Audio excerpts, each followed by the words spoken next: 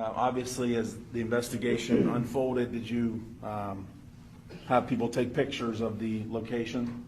Our crime scene came out and photographed and processed the scene. All right, and in this photograph here, as part of the presentation, are these essentially how the cars were there when you arrived on scene? When I arrived on scene, that's how they were, yes. And would this essentially be called the final resting of the vehicles? Correct. That's what we call final arrest, yes. Okay, and obviously on the left, we see that was the Ford Mustang driven by Herrin, correct? Correct. And on the right was that what was described as the gold Nissan Altima. Correct. And then the next photo here is this just showing a different angle looking north up Bayshore where you can see the stroller off in the distance ahead of the Mustang. Correct.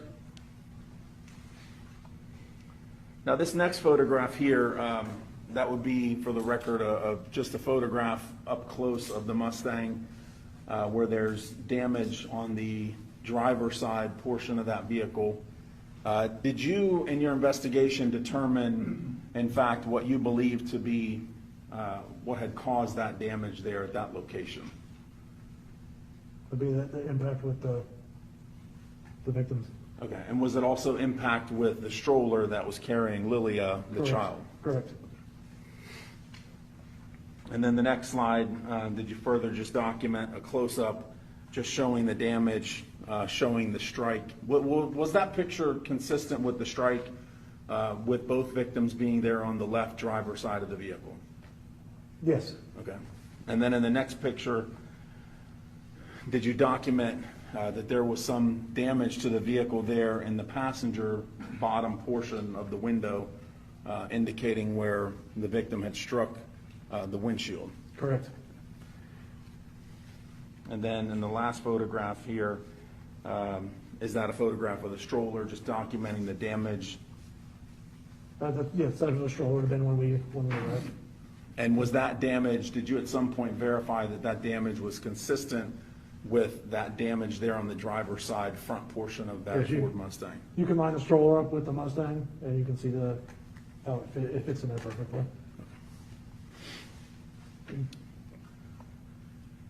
In this next slide, at some point, did you observe video surveillance that was retrieved that was taken right near where the crash had occurred? Yes, I did. All right, and then did someone from Tampa Police Department eventually try to enhance or zoom in on that portion that we're seeing there in between the trees? I did. One of our forensic techs.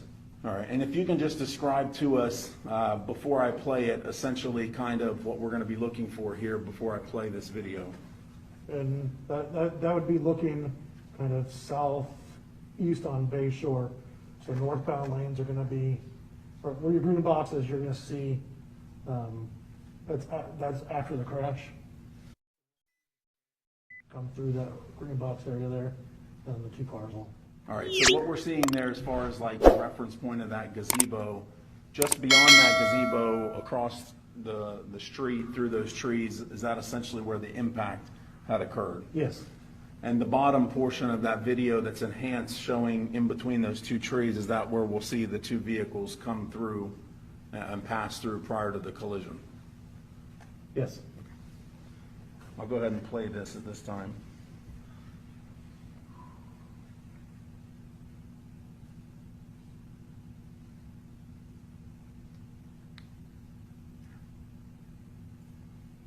Now what we just saw it there, I'll play it again, but I just paused it there. Is that first vehicle that we see in that bottom enhanced portion, is that the Ford Mustang just prior to the collision? It is.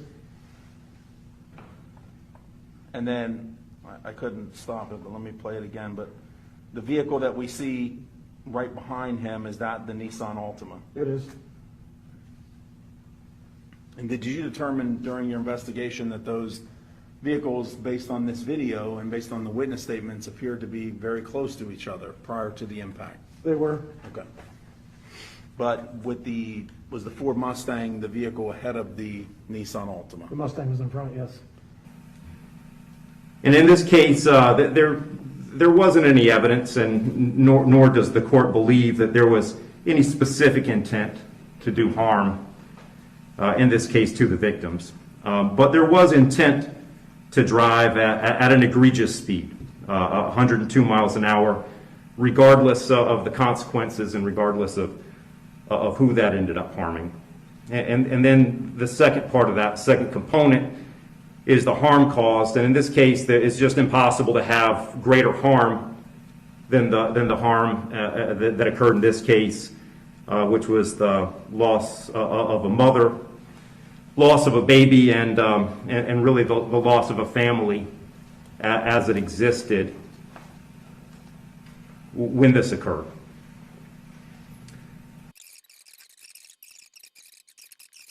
And the court doesn't find that either the minimum or the maximum is appropriate in this case.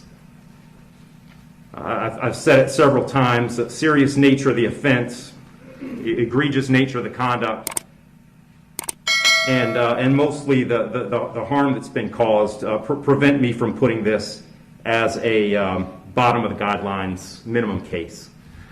But the departure bases argued by the defendant did provide some reason not to put it at the top of the maximum.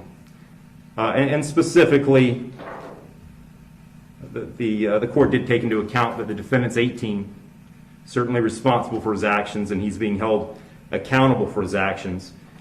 But the age of 18, the court finds, is a mitigating factor and shouldn't put this at a maximum. Also, the complete lack of prior criminal history is something that the court considered as preventing this from being at the top. So having said all that, the court is going really toward the middle between the minimum under the guidelines and the maximum punishment permitted under Florida state law.